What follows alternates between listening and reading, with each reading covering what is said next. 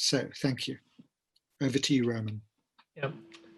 Thank you, Robert, and I'm delighted to speak at the symposium. As Rob mentioned, this is a talk of myself, Roman, and then Janet, who will be then sharing her personal experience of working with Carlo on our closed loop projects. Like the previous talk, I provided a nice introduction into Carlo's views of technology and his views on where the technology should be based in Type 1 diabetes, and Fergus outlined some of the other aspects which I'm going also to touch on. I will start with my personal journeys at Cambridge. So I came to Cambridge about 7 years after Carlo in 2004, and at the time both David and Carlo have been firmly lodged within the Department of Pediatrics, so I was a newcomer. I really haven't met Carlo that much in that period, 2004 and 2006. I was working on a thing which are not related to Type 1 diabetes. But in 2006, I received a grant from JDRF and started to work on closed loop insulin delivery in Type 1 diabetes. And we aim to start in the pediatric population. So you need to know at 2006 to work on closed loop was similar as working on a planet Mars, putting some rocket there. It was seen as a highly technological, very challenging, and something which may or may not succeed. And at the time when I started working in that area, I needed somebody to bounce the ideas and to get a support. As I said, I was relatively new in the pediatrics. It was a new area. And I had a few, not that many, but a few important discussions with Carlo. And I was just reflecting recently what you want from a good colleague, from somebody who is able to contribute to what is doing, what was interested.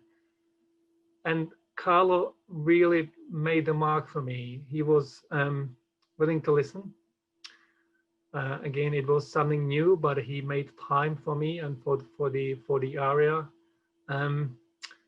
He had, as Fergus mentioned, Carlo had his views of technology, but he was critical at the same time diplomatic. So it was a criticism which was well placed and also evidence-based as well, and was provided in a diplomatic flair, which one can swallow in a better way than otherwise. Clearly had a complementary background knowledge to me, so it was really helpful to bounce each other's ideas. Carlo was busy, as we know, but he somehow always find time to support us in the greatest needs as we went along. And again, Carlo would never say no, and that was something which was really appreciated. And probably not the last but not the least, we were moving into the area and then working in the pediatric population of Type 1 diabetes. And in that space, as I said, it was novel, and Carlo was willing to trust that our research has the potential to improve outcomes, and also to trust us to recruit from the pediatric clinics. So what we actually do, just going into the science bit, we do the closed loop insulin delivery. So we're combining the glucose sensing with which measures glucose in the subcut tissues. It will send it to a computer program, and the computer program, it's the thing which we develop at Cambridge together with trialing and connectivity.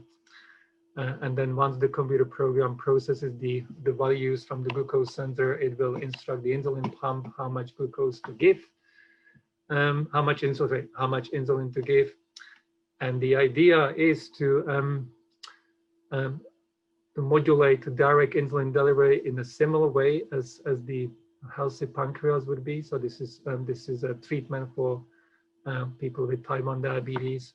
So you can see on the top panel as glucose goes down, the insulin delivery at the bottom panel is reduced, and once the glucose starts going up, the insulin delivery is increased. So it is glucose responsive insulin delivery.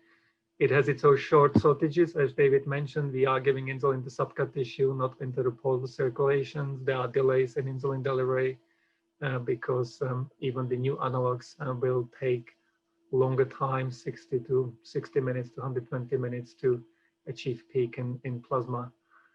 So there are challenges in being able to respond quickly. Everybody's different, and that's the challenge in type 1 diabetes in terms of responding to insulin, and also every day is different, and that's the reasons why we have been doing the research in closed loop. So as I mentioned, we started the research in 2006, and our real clinical studies started in 2007. And there are really few research groups, if you think about it, who would start using the technology in the first instance in the pediatric population, not going through the adults, then pediatrics. In our belief, and this is where Carlo and David were very helpful and supportive, is the children are the one who are going to live the longest with type 1 diabetes, and we should be really focusing on them from the day one, and we did. So you can see some of our participants who came to the clinical research facility, and where Carlo was providing support at the appropriate times. So we moved to the automations. This was our first lady on the closed loop in the outpatients. So we did initially studies in the clinical research facility, and we moved outside the clinical research facility into people's home. In 2012, it was really a breaking research, important research. We were then miniaturizing, making it more convenient, and then 2019 we developed this system, which was actually CE marked. And in 2020, it is now commercially available in the UK for people and also for children. So this system is the only system which is currently CE marked to be used in the children aged 1 to 6-year-old, and is used as a commercial product. So it has been a long journey, and Carlo contributed from the very beginning of in the key positions of helping us to get on the way. Again, as Fergus also mentioned, as part of the development, we did a number of studies, and we had a very good number of good papers, and we demonstrated the benefits, and Carlo has been providing support not only for setting up the studies, but also when we are writing it and providing the context for these papers. This is the papers where Carlo was involved as a PI as well, and locally later on as the global PI. So there was a multi-center, multinational study of testing closed loop systems, both in the US and in the UK. And we were able to demonstrate reduced mean glucose, increased time in range with closed loop systems, reduction of hypoglycemia, and also reduction of A1C. Again, Fergus took some of, I don't know where Fergus got some of these slides, but as Fergus already mentioned, Carlo was involved in the European Kids AP Consortium. It is still ongoing, and we are terribly missing Carlo in there. So it currently involves 7 clinical centers in Austria, Germany, Luxembourg, and UK. And we are testing closed loop in the children aged 1 to 7 years. This slide has been shown. This is from the Kids AP Consortium meeting, which was held in Vienna. And you can see Carlo there. He was the he was the clinical principal investigator on the Kids AP 01 study, which is currently ongoing, and is the only one study which is being done in the younger population. And Carlo helped to set it up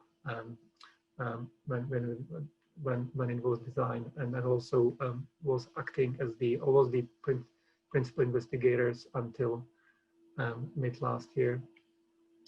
So this is the results from the first Kids AP 01 studies, where we tested closed loop. It was the first study in that population using outpatient closed loop system in the young children. And we were comparing at the time the diluted insulin versus standard insulin aspart.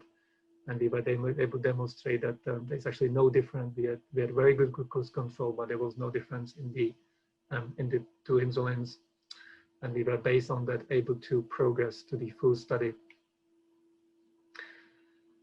Fergus already mentioned this paper. Again, what I try to show you is how Carlo was involved in our technology, our closed loop research. But also Carlo had a very constructive criticism of the technology, and I think this paper has been already mentioned. The technology is not the savior, and I highlighted some of other aspects from that paper than Fergus did. And I'm just reading it at the introduction of pumps and CGM into the daily routine imposes both psychological and time effort burdens. And it is indeed true that there are these burdens and they need to be highlighted. And the other quote which I'm highlighting is that the current application of these devices cannot therefore be considered a general panacea for the self-management of type 1 diabetes. I would probably say myself that I would think that diabetes technology is the future of type 1 diabetes management, but I think we need people like Carlo who can look at it from the evidence-based point of view and highlight some of the challenges which are lying in the construct which you are making. I will beat Fergus on the number of papers. I was counting not 25 but 31 papers where we jointly published, and we had a paper in New England in Lancet, 7 papers in Diabetes Care. There was 2 papers in 2009 and 6 papers 2010, and you can see the steady publication pace on these in this space. So Carlo was clearly helping in making the technology better and available to people with type 1 diabetes. So I will conclude my talk with what you want from a colleague, and I just want to say is that Carlo ticked all the boxes for me. He was definitely willing to listen, was critical. He would not let you get away with the things which he didn't feel was right. He would contribute his complementary knowledge and background, willing to support you even in difficult circumstances, and I'm really humbled to gain his trust. Thank you very much.